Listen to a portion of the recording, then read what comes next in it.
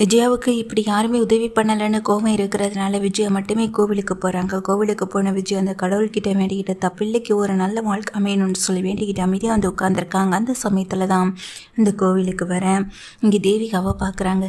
இது அன்னைக்கு மனோஜுடைய வேலை பார்க்குற கல்யாணம் பண்ண அவங்க வீட்டு ஆளு தானே இவங்க அப்படின்னு நினச்சிட்டு பார்த்துக்கிட்டு இருக்காங்க விஜயாவும்.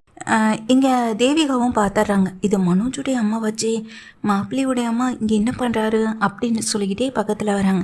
எப்படி இருக்கீங்க சம்மந்தி அப்படின்னு சொல்ல வரும்போதே அதை பாதி வார்த்தையோடு நிறுத்திக்கிறாங்க. எப்படி இருக்கீங்க அப்படின்னு சாதாரணமாக கேட்குறாங்க.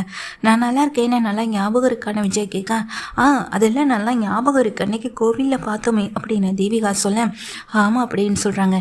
என்னாச்சு, ஏன் ஒரு மாதிரி இருக்கீங்கன்னு தேவிகா கேட்குறாங்க. அதுக்கு எங்கள் விஜயாவும் இல்லை வந்து அப்படின்னு சொல்லும்போது, ஏதாச்சும் பிரச்சனையா, பரவாயில்ல சொல்லுங்கள் அப்படின்னு சொல்லும்போது, இல்லை எனக்கு ஒரு பிரச்சனை தான் அப்படின்னு அங்கே விஜயா தட்டு மாதிரி சொல்கிறாங்க. என்ன விஷயம்னு தேவிகா முழுசாக கேட்குறாங்க. இது கேட்டதுக்கு பிறகு தான் மாப்பிள்ளை நம்மக்கிட்ட சொன்னது எல்லாமே பொய்யா, அப்போ முதல் மனைவியிட்டேருந்து டிவோர்ஸ் வாங்கிட்டேன்னு சொன்னது எல்லாம் பொய், இப்போ அந்த பொண்ணு ப்ரெக்னெண்ட்டாக இருக்கான், அதனால் டிவோர்ஸ் கொடுக்க மாட்டேன்னு சொல்கிறான். அப்போ இப்படி டிவோர்ஸ் கொடுக்கலன்னா என் பொண்ணு கூட அவர் எப்படி சேர்ந்து வாழ்வார் அப்படின்னு கோவத்தில் எங்கள் தேவிகா நின்றுட்டுருக்கேன். என்னாச்சுங்க, என் கதையை கேட்டது உங்களுக்கு ரொம்ப கவலையாயிடுச்சா? என் பையனுக்கு நல்ல வாழ்க்கை அமையணும்னு நானும் நினச்சேன். ஆனால் கடைசியில் இவன் இப்படி ஒரு குண்டை தூக்கி போடுவான்னு நானும் நினைக்கவே இல்லை. இப்போ எப்படின்னா என் பிள்ளைக்கிட்டேருந்து அவளுக்கு டிவோர்ஸ் வாங்கி கொடுக்க போகிறேனே தெரியல. இது எல்லாத்துக்கும் தடங்களாக இருக்காது, அந்த குழந்தை மட்டும் தானே அப்படின்னு சொல்லிட்டு இங்கே பேசிக்கிட்டு இருக்காங்க. இதை கேட்ட உடனே தேவிகாவுக்கும், அப்போ இந்த குழந்தை தானே தடையாக இருக்குது, அந்த குழந்தை இல்லைன்னா என் பொண்ணோட மாப்பிள்ளை சேர்ந்து வாழ்வார்ல அப்படி நினச்சிட்ருக்க தேவிகா, நான் உங்களுக்கு வேணா ஹெல்ப் பண்ணுறேன்னு சொல்கிறாங்க. என்ன உதவி அப்படின்னு கேட்க, அந்த குழந்தைக்கு நீங்களே ஏதாவது ஒரு அழிவு காலத்தை ஏற்படுத்தலாமேன்னு சொல்ல, அதுக்கு நான் சொல்லி அந்த ரோஹிணி நான் கொடுக்குறத வாங்கி குடிக்கணும்ல, அப்படி எதுவுமே நடக்காமல் இருக்கும்போது அவள் எப்படி நான் சொல்கிறத நம்புவான் அப்படின்னு சொல்லிட்டு இருக்காங்க. ஆமாம், அந்த ரோஹிணி யார் அப்படின்னு சொல்லி கேட்குறாங்க. அவள் பார்லர்காரி, இங்கே தான் பார்லரில் வேலை பார்த்துக்கிட்டு இருக்கான்னு சொல்லும்போது, அப்படின்னு சொல்லிட்டு இருக்கும்போது அவங்க ஃபோட்டோ எதுவும் உங்ககிட்ட இருக்கான்னு அங்கே கேட்குறாங்க.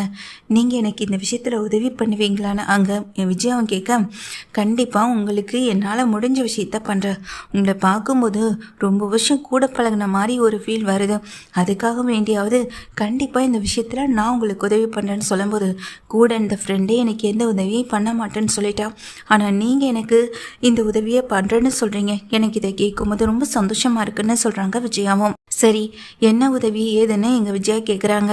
அதே போல் அவங்களும் அந்த பொண்ணு யார் என்ன ஏதுன்னு டீட்டெயில் சொல்லுங்கள், நான் பார்த்துக்கிறேன்னு சொல்லிட்டு இங்கே எல்லா டீட்டெயிலையும் வாங்கிக்கிறாங்க எங்கள் தேவிகாவும். அதுக்கு பிறகு அந்த பொண்ணோட ஃபோன் நம்பருக்கு வீட்டுக்கு போய்ட்டு கால் பண்ணுறாங்க. அவங்களும் கால் அட்டன் பண்ண, சொல்லுங்கள் மேம் என்ன விஷயம் அப்படின்னு அங்கே விஜயா ரோஹிணி வந்துட்டு கேட்குறாங்க. என் பொண்ணுக்கு கொஞ்சம் மேக்கப் போடணும், நீங்கள் கொஞ்சம் வீட்டுக்கு வருவியாமா அப்படின்னு சொல்லும்போது, கண்டிப்பாக வரேன் அப்படின்னு அங்கே ரோஹிணியும் சொல்கிறாங்க. ரோஹிணியும் நேராக அந்த வீட்டுக்கு தான் வராங்க. வீட்டுக்கு கொஞ்சம் நேரத்தில் வந்துடுறாங்க. வந்ததுக்கு பிறகு, நீங்கள் தான் கால் பண்ணிங்களா மேடம், நான் கூட யாரோ நினச்சோன்னு சொல்லிட்டு இருக்காங்க, ஆனால் ஆல்ரெடி எங்கள் தேவிகா விஜயா காட்டின ஃபோட்டோவில் பார்த்துட்டு அதுக்கு பிறகு தான் கால் பண்ணியிருப்பாங்க. இவங்க தான் மனோஜுடைய ஒய்ஃப்னு நமக்கு தெரியாமல் போச்சு.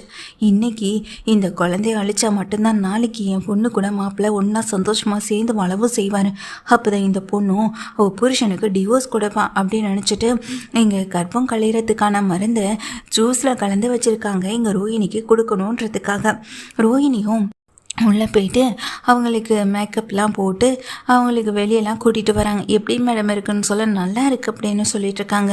சரிம்மா, நீ இவ்வளோ தூரம் வெயிலில் டயர்டாக வந்திருக்க, இந்த ஜூஸ் குடிச்சிட்டு போமான்னு சொல்லும்போது, ஐயோ இல்லை மேம் பரவாயில்ல, நான் கொஞ்சம் அவசரமாக போக வேண்டியது இருக்குது, ஃபோன் வந்திருக்கு, அம்மா தான் கால் பண்ணியிருக்காங்கன்னு உடனே கிளம்பணும்னு சொல்ல, என்னம்மா இவ்வளோ தூரம் வந்துட்டு இதை கூட குடிக்காமல் போனால் எப்படிம்மான்னு சொல்லும்போது, ஆனால் ஆல்ரெடி கனகாவுக்கு ஜூஸ் பைத்தியம் அப்படின்றதுனால ஓடி வந்து, இல்லை எனக்கு தான் ஜூஸ் வேணும் அப்படின்னா அதை பிடுங்கிக்கவும் செய்கிறாங்க. சரி பரவாயில்ல மேம், எனக்கு ஒன்றும் பிரச்சனை இல்லை, நான் இன்னொரு நாள் வரேன், கண்டிப்பாக வரேன்னு சொல்லிட்டு ரோஹிணி அங்கேருந்து கிளம்பி போக, கனகா அதை குடிக்காத இங்கே கொடு அப்படின்னு சொல்லி கூப்பிடுறாங்க. எனக்கு ஜூஸ் வேணும், அதை கொடுமா அப்படின்னு சொல்லிட்டு அங்கே கனகா கேட்க, முதல்ல இதை கொடு அப்படின்னு அந்த ஜூஸை வாங்கி வெளியே ஊற்றவும் செஞ்சிடறாங்க. இன்றைக்கி எப்படியோ மிஸ் ஆயிடுச்சு, ஆனால் இன்னொரு தடவை விட்டுறக்கூடாதுன்னு அங்கே கனகாவுடைய அம்மா நினச்சிட்டு இருக்காங்க.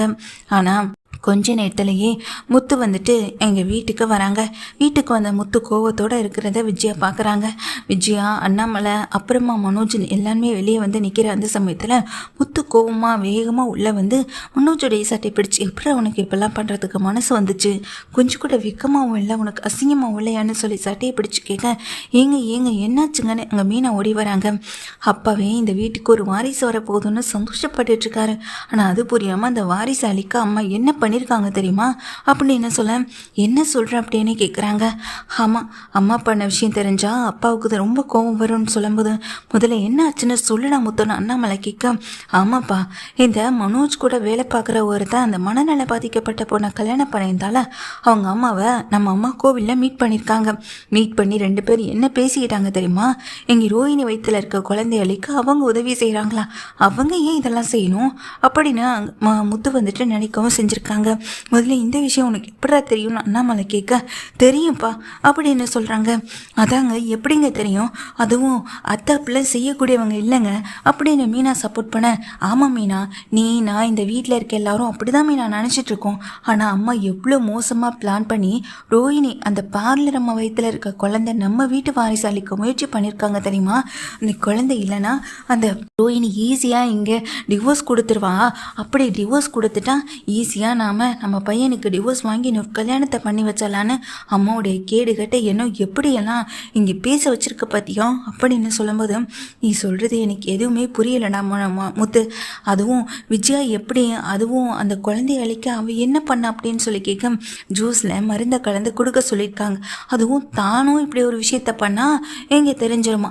அதனால் யாரோ ஒருத்தவங்க மூலம் இந்த விஷயம் நடந்துச்சுன்னா கண்டிப்பாக அந்த பிரச்சனையெல்லாம் அவங்களுக்கு போய் சேர்ந்துடும் இல்லையா. இதை கண்டே பிடிக்க முடியாதுன்னு அம்மா தப்பான கணக்கு பண்ணியிருக்காங்கப்பா அப்படின்னு சொல்ல, உனக்கு இதெல்லாம் எப்படி தெரியும்னு சொல்லும்போது, பார்வதி ஆண்டி தான்ப்பா சொன்னாங்க.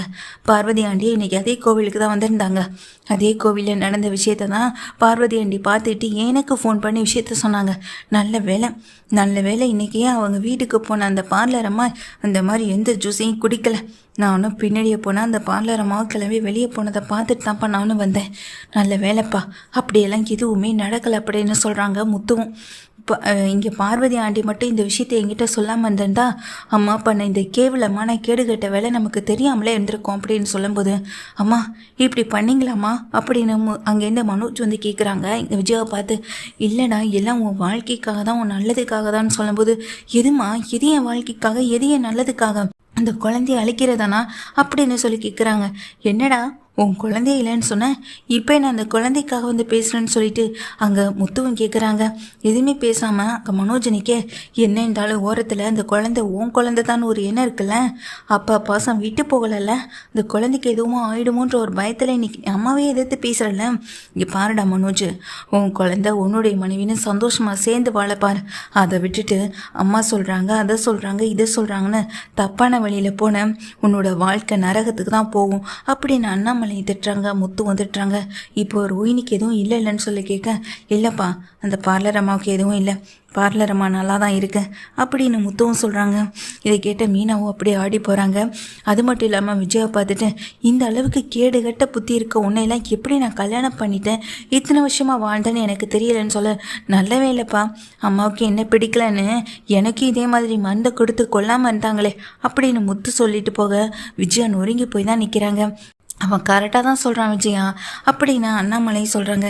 இதுக்கு மேலே இந்த கேடுகட்ட வேலையை இந்த வீட்டில் இருந்துக்கிட்டு ஏதாவது செஞ்ச, ஒருவேளை உன்னால் அந்த குழந்தைக்கு ஏதாவது ஒன்று ஆணிச்சு, அப்புறம் உனக்கு எமனும் எதிரியும் நான் மட்டும்தான் இருப்பேன்னு அண்ணாமலை எச்சரிக்கவும் செய்கிறாங்க.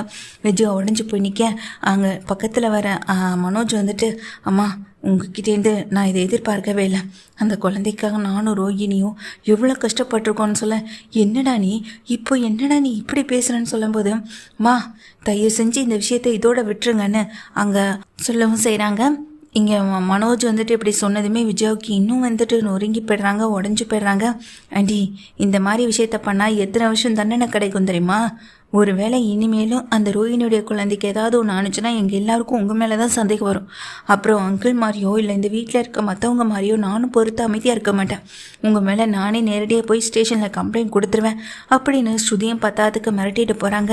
அம்மா, இந்த வேலையை இதோட விட்டுருங்க. உங்களுக்கு ஏன் அவங்க உதவி செய்யணும், அவங்க ஏன் உதவி செய்யணும்னு ஒத்துக்கிட்டாங்கன்னு எனக்கு இப்போ வரைக்கும் புரியலை. இத்தனை வருஷமாக ஃப்ரெண்டாக இருந்த பார்வதி ஆண்டியை வேண்டான்னு தூக்கி போட்டுட்டு போயிட்டாங்க. ஆனால் அவங்க வாலண்டியாக உங்களுக்கு ஹெல்ப் பண்ணுறேன்னு சொன்னாங்களே, எனக்கு அங்கே தான் சந்தேகமாகவே இருக்குன்னு முத்தும் சொல்லிட்டு போக மனோஜுக்கு அதை பயமும் பதட்டமும் அதிகமாயிடுது.